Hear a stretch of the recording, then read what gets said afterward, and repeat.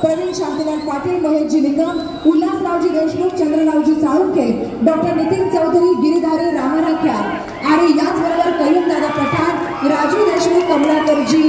बागले या सर्वांचा पक्ष प्रवेश इथे होत आहे। 35 वर्ष भाजपात कार्यरत असलेले कामराजजी निकम यांच्या प्रवेशाने गेली 20 वर्ष भाजपात ताब्यात असलेला सिंदखेडा मतदारसंघात राष्ट्रवादी काँग्रेस पार्टी शरदचंद्र पवार पक्षाची तुतारी वाजल्याशिवाय राहणार नाही हा आत्मविश्वास मनामध्ये घेऊन सिंदखेडा विधानसभा मतदारसंघातील या सर्व पदाधिकाऱ्यांचं मी पुन्हा एकदा भारत राष्ट्रवादी काँग्रेस पक्ष शरदचंद्र पवार पक्षाच्या वतीने या पक्षात मनपूर्वक स्वागत करते आणि या पक्ष प्रवेशानंतर बीड या ठिकाणी आमंत्रित करते।